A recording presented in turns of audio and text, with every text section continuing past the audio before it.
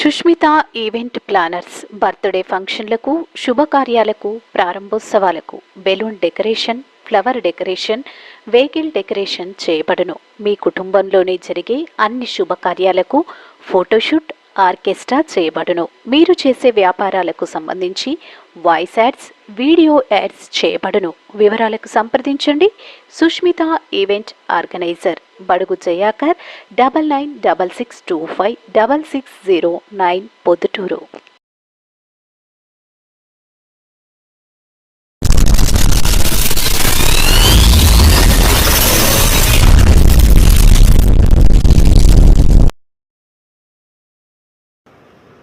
ఈ కూటమి ప్రభుత్వం చంద్రబాబు నాయుడు గారి నాయకత్వంలో ప్రభుత్వం ఏర్పడిన తర్వాత ఒక్కొక్కటిగా సామాన్య ప్రజలకు మేలు చేసే జగన్మోహన్ రెడ్డి గారు ప్రవేశపెట్టిన పథకాలు ఒక్కొక్కటిగా రద్దు కాబడుతున్నాయి. ఆ ఒక్కొక్కటిలో ప్రధానమైంది, నిన్నలేమన్నా చౌక దుకాణాల దగ్గరికే మీరు పోవాలా, ఇంటింటికి రేషన్ బండి రాదు, ఇదిగో ఆ బండి రాదు, మీరే అడిగిపోవాలా అంటున్నారు. రద్దు చేసినారు. చౌక దుకాణాల దగ్గరికి పోవాల్సిందే మీరని, మీ తిప్పలు మీరు పడాల్సిందే, ఆటోకి 50 రూపాయలు పెట్టాల్సిందే, వాటి ఇచ్చే తీసుకోవాల్సిందే, ఇవ్వకపోతే మళ్ళీ రావాల్సిందే, ఏలుముద్రలు పడకపోతే ఉండాల్సిందే. ఏ వీళ్ళ ఆనందం? పేదవారికి ఇంటింటికి పోయి రేషన్ ఇస్తే వీళ్ళకి వచ్చిన నష్టమేంది? ప్రభుత్వానికి వచ్చిన నష్టమేంది? ఆ బండి ఇంటింటికి పోయి బియ్యమో, కందిబ్యాల్లో, గోధుమలో, నూనె ఇస్తే వచ్చిన నష్టమేంది? ప్రభుత్వానికి వచ్చిన లాభం ఏంది? రద్దు చేయకపోతే వచ్చిన నష్టమేంది? ఒకే ఒక లాభం ప్రజలారా. ఆ లాభం ఏంటంటే, ఆ బండి కనపస్తే జగన్ కనిపిస్తాడు వీధులలో. ప్రొద్దుటూరు నియోజకవర్గం మొదలుకుంటే ఇచ్చాపురం వరకు ఆ బండ్లు తిరుగుతూ ఉంటే జగన్ పాలన కనిపిస్తుంది. చంద్రబాబు నాయుడు గారికి జగన్ పాలన కనిపించకూడదు. ప్రజల హృదయాలలో జగన్ పాలనను పూర్తిగా చెరిపివేయాల. అందుకోసం ఆ బండ్లు తీసేసినాడు, రద్దు చేసినాడు. ఇంటింటికి కసువు సేకరణ, అదిగో ఆ బండి తడి చెత్త, పొడి చెత్త, అది బండి. జగన్మోహన్ రెడ్డి గారు ప్రవేశపెట్టినటువంటి అద్భుతమైనటువంటి పరిశుభ్రమైన వాతావరణం కోసం, ప్రజల ఆరోగ్యం కోసం తీసుకొచ్చిన పథకం. అదేం ప్రజల మీద పెద్ద భారం పడదు. రూపాయి చెత్తకు పన్ను తీసుకుంటావా? చెత్త ప్రభుత్వం అన్నాడు చంద్రబాబు నాయుడు. రూపాయి తీసుకుంటే నెలకు, మరి రూపాయి తీసుకుంటేనే చెత్త ప్రభుత్వము, చెత్తకు పన్ను తీసుకుంటావని మాట్లాడిన ఆ పెద్ద మనిషి చంద్రబాబు నాయుడు ఈరోజు ఆ బండిని తీసేసినాడు. ఎందుకు తీసేస్తావు ఆ బండిని? ఆ బండిని తీసేయకుండా ఆ జగన్మోహన్ రెడ్డి గారు ప్రవేశపెట్టేటువంటి మంచి పాలనలో భాగంగా ఆ బండిని కొనసాగించు. రూపాయి తీసుకోవాకు. ప్రజల ద్వారా మున్సిపాలిటీకి రూపాయి తీసుకోకుండా నువ్వే కట్టు. ఆ బండ్లకు లెక్క కట్టవు, బండ్లను కొనసాగించవు, కానీ ఆ పథకాన్ని మాత్రం తీస్తావు. కారణం, అది ప్రతిరోజు ఉదయం 6 గంటలకు 5 గంటలకు లేచి ప్రతి వీధిలోకి పోతుంది కదా. ప్రొద్దుటూరు నుంచి ఇచ్చాపురం వరకు ఆ బండి ప్రతిరోజు 6 గంటలకు పోతే సూర్యుడు ఉదయించిన తలికే ఆ బండి పోతుంది. అంటే సూర్యుడి యొక్క ఉషోదయంతో పాటు జగన్ పాలన కనిపిస్తుంది. ఆ సూర్యుని యొక్క ఉషా కిరణాలు ఈ భూమిని తాకక తలికే జగన్ పరిపాలన కనిపిస్తుంది నీకు. అది నీకు కనిపించకూడదు. ప్రజలు సర్వనాశనం అయిపోయినా పర్వాలే, తడి చెత్త పొడి చెత్త ఇంట్లో తీసి బయటేసినా పర్వాలే, సమాజం గబ్బు పట్టిపోయినా పర్వాలే, రోగాలు వచ్చినా పర్వాలే, జగన్ పాలన కనిపించకూడదు. అది రద్దు చేసినావు. ఇది ప్రజలే ఆలోచిస్తున్నారు. ఏమి దుర్మార్గమైన పాలన! అసలు చంద్రబాబు నాయుడు మనం ఎందుకు ఓటేసినాము? ఆయన చేసేది ఏంది, చెప్పింది ఏంది, మనం అనుభవిస్తుంది ఏంది? చివరికి ప్రజలకు అభిప్రాయానికి వచ్చినారు. ఎన్ని పథకాలు చూసిన తర్వాత చేసుకునే వారికి చేసుకునేంత మనమే చేసుకున్నాం, మనమే అనుభవిస్తున్నాం అనే కాడికి వచ్చినారు ప్రజలు. ఈ పిల్లల విషయం, ఇంగ్లీష్ మీడియం ప్రవేశపెట్టినారు, సెంట్రల్ సిలబస్ తీసుకొచ్చినారు, రద్దు చేసినాడు. గోరుముద్ద మంచి భోజనం పెట్టినాడు. ఈ పిల్లలను ప్రభుత్వ పాఠశాల చదువుతారు ఈ పిల్లలు. నేను అందరి పిల్లలతో మాట్లాడిన తర్వాతనే ఈ మాట మాట్లాడుతున్న ప్రజలారా, ప్రొద్దుటూరు ప్రజలను ఉద్దేశించి చెప్తానా. మీ పిల్లలను కాల్చి అడగండి, జగన్మోహన్ రెడ్డి గారి పరిపాలనలో మీ పిల్లలు స్కూళ్ళల్లో భోంచేసే భోజనం ఎట్లుంది, ఈరోజు చంద్రబాబు నాయుడు పాలన వచ్చిన తర్వాత గోరుముద్ద కింద వాళ్ళు తినే భోజనం ఎట్లుందో అడగండి పిల్లల్ని. పిల్లలే చెప్తారు. అన్నం చేసేవాళ్ళు బెదిరిస్తున్నారు. ఇట్టే చేసి పెడతాం, బుద్ధి తిను లేకుంటలే అంటున్నారు. మెనూలో మార్పు వచ్చింది, చేసే రుచిలో మార్పు వచ్చింది, అందుకు ఉపయోగించే వస్తువుల యొక్క డబ్బు విషయంలో మార్పు వచ్చింది. గోరుముద్దను భ్రష్టు పట్టించినారు, సెంట్రల్ సిలబస్ను తీసేసినారు, ఇంగ్లీష్ మీడియం వద్దు అంటున్నారు. నిన్న కూడా చెప్తున్నారు, పెద్ద పెద్ద జడ్జీలు మీటింగ్ జరిగితే ఆయన నారాయణమూర్తి గారు కమ్యూనిస్ట్ లీడరు, సినిమా యాక్టర్, ఆయన చెప్తున్నాడు మాతృభాష అమ్మ లాంటిది, కమ్మగా అంటుంది. ఇంగ్లీష్ మీడియము నాన్న లాంటిది, నడిపించే భాష. నాన్న నడిపిస్తాడు, ఇంగ్లీష్ భాష నడిపిస్తుంది ప్రపంచం వైపు మనల్లో. అమ్మ భాష మాతృభాష తెలుగు కమ్మగా ఉంటుంది. ప్రాథమిక విద్య నుంచి 2 భాషలు అమలు పెట్టండి అని చెప్తున్నాం. ఇంగ్లీష్ రావాలా తెలుగు రావాలా అని. ఇంగ్లీష్ మీడియం వద్దంటాడు. కారణం ఎస్సీలు, బీసీలు, మైనారిటీలు, పేదవారు, శ్రామికులు, వాళ్ళ బిడ్డలు, ఇలాంటి వాళ్ళు చక్కటి ఇంగ్లీష్ మాట్లాడితే, చక్కటి ఇంగ్లీష్తో వాళ్ళు ఇతర దేశాల పోయి ఉద్యోగాలు చేస్తే చంద్రబాబు నాయుడుకు ఒప్పదు. ఎందుకు ఒప్పదు? ఎందుకు ఒప్పదు? వీళ్ళు అమెరికాకు పోతే, లేకుంటే లండన్కు పోతే మంచి ఇంగ్లీష్ మాట్లాడితే, మంచి ఉద్యోగాలు చేస్తే వీళ్ళ తల్లులు చెప్తారు, తండ్రులు చెప్తారు, వీళ్ళు చెప్తారు ఏమని? జగనన్న ప్రభుత్వంలో మా పిల్లలు గొప్పగా చదువుకోగలిగినారు, ఇంగ్లీష్ మీడియం పెట్టినాడు, నా పిల్లలు ఈరోజు సాఫ్ట్వేర్ ఇంజనీర్ అయినాడు, నా పిల్లలు డాక్టర్ అయినాడు, అమెరికాకు పోయినాడు అని చెప్పి వాళ్ళ తల్లిదండ్రులు చెప్తారు. అంటే వాడలా ఇచ్చాపురం వరకు ప్రొద్దుటూరు మొదలుకుంటే విద్యా విధానంలో గొప్ప పెను మార్పులు తీసుకొచ్చినటువంటి గొప్ప నాయకుడు జగన్మోహన్ రెడ్డి. మా పిల్లలు బాగుపడినారు, నేను బోకులతో వేగాను కానీ నా కొడుకు ఈరోజు ఉద్యోగస్తుడైనాడు, నేను ఆటో డ్రైవర్ను, నా కొడుకు డాక్టర్ కాగలిగినాడు, ఇది జగనన్న యొక్క విద్యా విధానంలో మార్పులని చెప్పి రాష్ట్ర వ్యాప్తంగా ఆయన పాలన మార్పు కనిపిస్తుంది. కాబట్టి ఇంగ్లీష్ మీడియం తీసేసినాడు, సెంట్రల్ సిలబస్ తీసేసినాడు, గోరుముద్ద నాశనం చేసినారు. ఇది కాదు అని ఎవరు చెప్తారో చెప్పమను. ఆయన ఓపెన్గా మాట్లాడుతున్నాడు ఇంగ్లీష్ మీడియం వద్దని. ఆయన కొడుకు ఇంగ్లీష్ మీడియం లండన్లో చదవాలా, ఆయన కొడుకు దేవాన్స్ ఇంగ్లీష్ మీడియంలో చదవాలా, పవన్ కళ్యాణ్ పిల్లలు సింగపూర్లో చదవాలా, నా పిల్లలు ఆస్ట్రేలియాలో చదవాలా, ఎమ్మెల్యే పిల్లలు లండన్లో చదవాలా. కానీ ఆటోవాని పిల్లలు మాత్రం, రైతు పిల్లలు మాత్రం, గోగులు దొమ్ముకుండే అమ్మ పిల్లలు మాత్రం తెలుగు మీడియం ఈ స్కూళ్ళలో చదువుకోవాలి. కేవలం జగన్ పాలన కనిపించకూడదు, జగన్ మార్కు ఉండకూడదు, ఒకే ఒక కక్ష. మాపైన కక్ష పట్టినాడు చంద్రబాబు నాయుడు, ప్రజలపైన కక్ష పట్టినాడు. మమ్మల్ని జైలు, ప్రజలను ఇటు రాశి రంపాన పెట్టడం. మెడికల్ కాలేజీలన్నీ సీట్లు ఇస్తే ఆ సీట్లు నాకు వద్దన్నాడు ఆయన. మెడికల్ కాలేజీలు జగన్ కడితే 600 సీట్లు నాకు వద్దంటాడు, 1000 సీట్లు వద్దంటాడు. ఫీజు రియంబర్స్మెంట్ చంద్రబాబు నాయుడు ప్రభుత్వం వచ్చిన తర్వాత ఈ సంవత్సరం అంతా ఫీజు రియంబర్స్మెంట్ లేదు.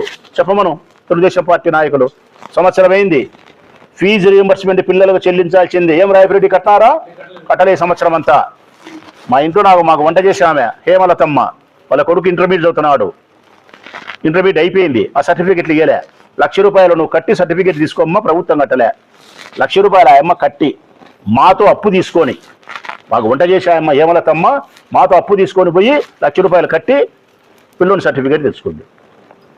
జగన్మోహన్ రెడ్డి ఫీజు రీయింబర్స్మెంట్ ప్రవేశపెట్టింది అత్యద్భుతంగా. ఎక్కడ ఎన్ని ఆర్థిక ఇబ్బందులు ఉన్నా కూడా పిల్లలకి ఇబ్బంది లేకుండా డబ్బు కట్ట వచ్చినాడు. మరి నువ్వెందుకు కట్టకుండా ఉండవు? కట్టవు.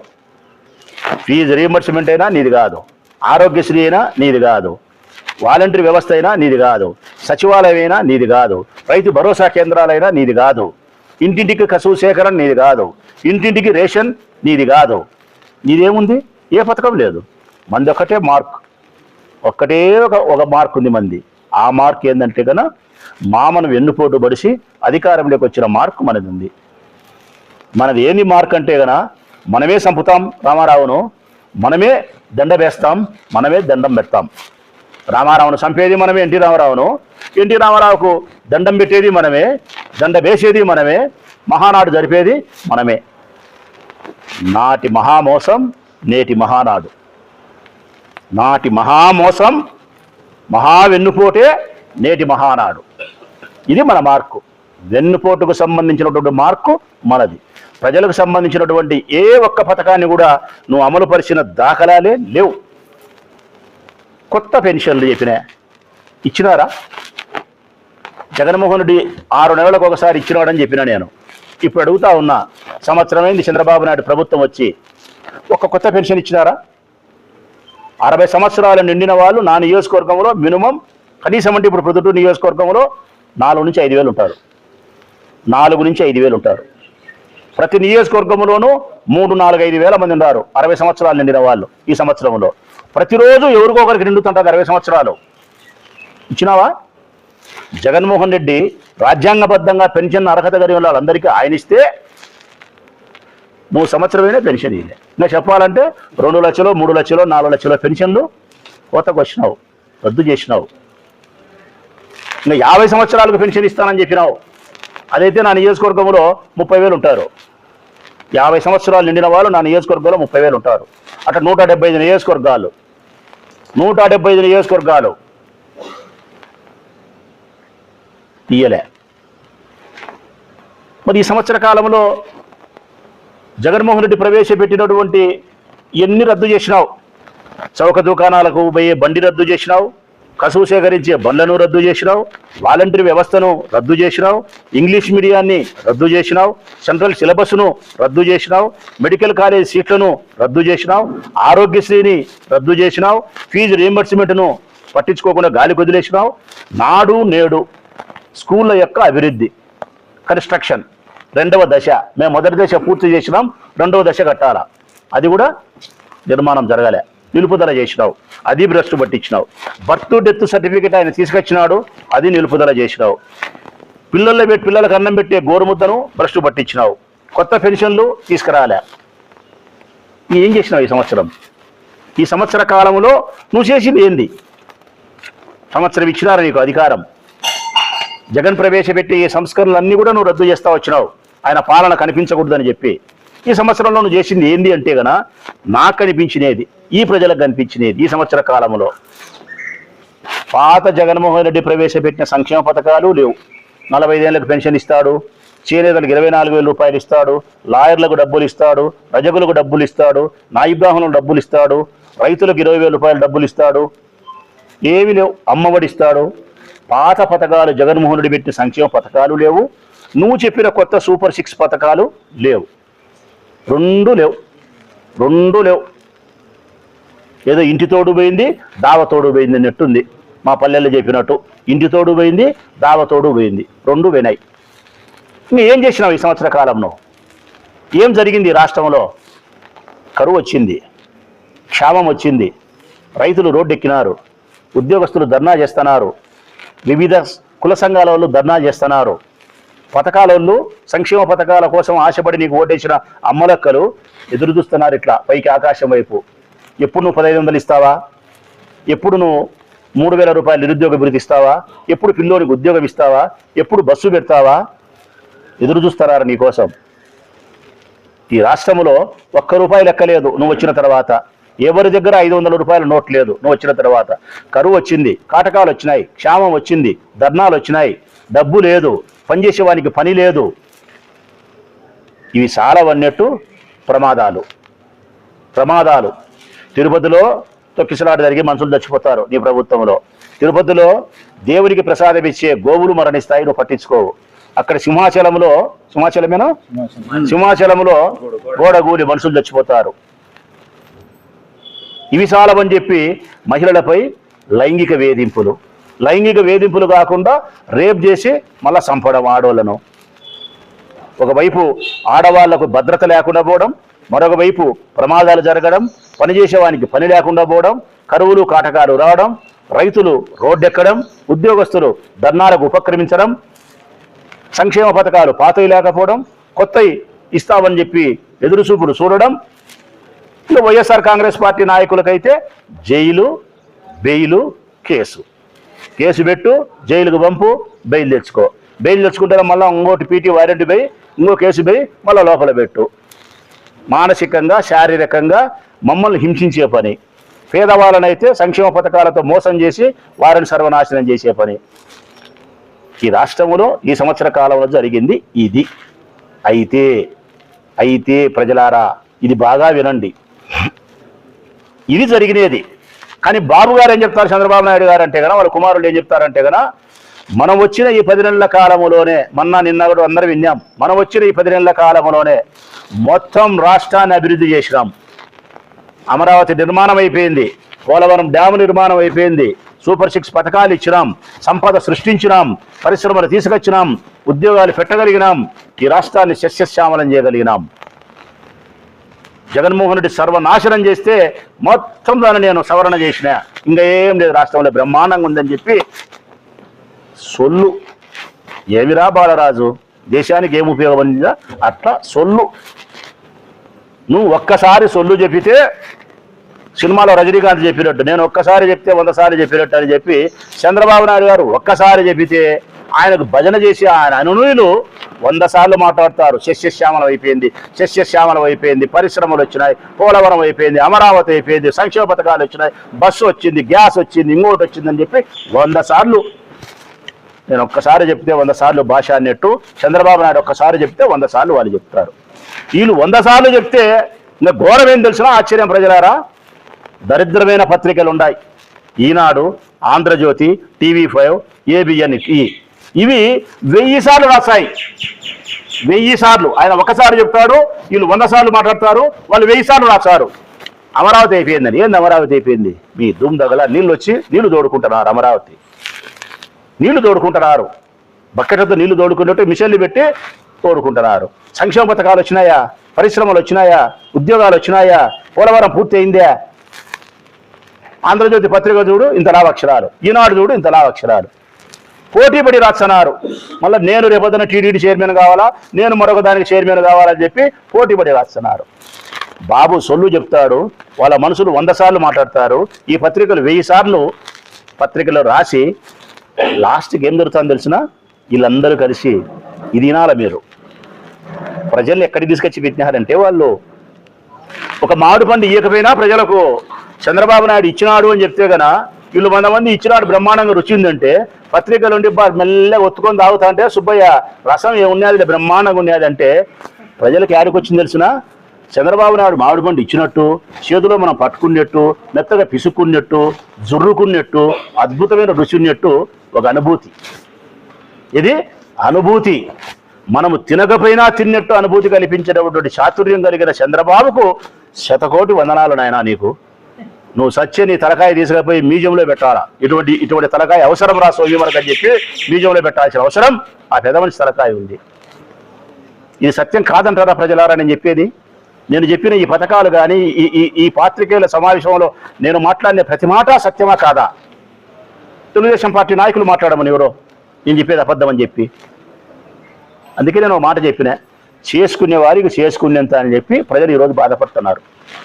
మా కర్మ నాయన, మా కర్మ దరిద్రం, పేదరికం ఉండడం చేత ఏదో ఆ పెద్ద మనిషి ఇస్తాడని చెప్పి చాలాసార్లు మోసం చేసిన, ఈసారన్నా మారుతాడులే 75 ఏళ్ళు వచ్చినాయి ఇంకా మోసం చేస్తాడని చెప్పి ఆ మనిషికి వేస్తే ఆ 1500 ఇస్తాడని, మా పిల్లోనికి ఉద్యోగం ఇస్తాడని, 3000 ఇస్తాడని చెప్పి జగన్ ఇచ్చేటి ఇవ్వకపాయా, ఆయన చెప్పినట్టు ఇవ్వకపాయా, ఇంటికాడికి బండి వచ్చే తీసి పారేసా, కసుబండి వచ్చే తీసి పారేసా, పిల్లలకి ఇంగ్లీష్ మీడియం తీసా, వాళ్ళంటే ఇంటికాడికి వచ్చి బాగా ఉపయోగపడుతున్నారు వాళ్ళని తీసా. పోనీ వాళ్ళకు మళ్ళీ ఏమైనా నిజం చెప్పినాడంటే 10,000 ఇస్తా అని చెప్పినాడు, నీకు 5 కాదు 10,000 రూపాయలు ఇస్తా అని చెప్పినాడు, 10 వేసాలు వేలే వాళ్ళని తీసి పారేసినారు.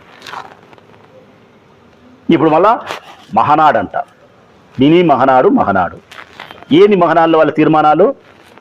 ఒక్కొక్క ఊరికి సంబంధించి 100,000 కోట్లకు సంబంధించిన అభివృద్ధి కార్యక్రమాలు తీర్మానం చేసి అవి చంద్రబాబు నాయుడుకి తీసుకుపోయి మహానాడులు ఇస్తారే, చంద్రబాబు నాయుడు అన్ని సంకలో పెట్టుకొని అమరావతి తీసుకుపోయి అడిగి పోతానే ఒక్కొక్కటి శాంక్షన్ చేసి కొట్టంటే ఊళ్ళు అంటే అభివృద్ధితో ఉరకలేస్తుంటదంట, సింగపూర్లో అవుతాయంట.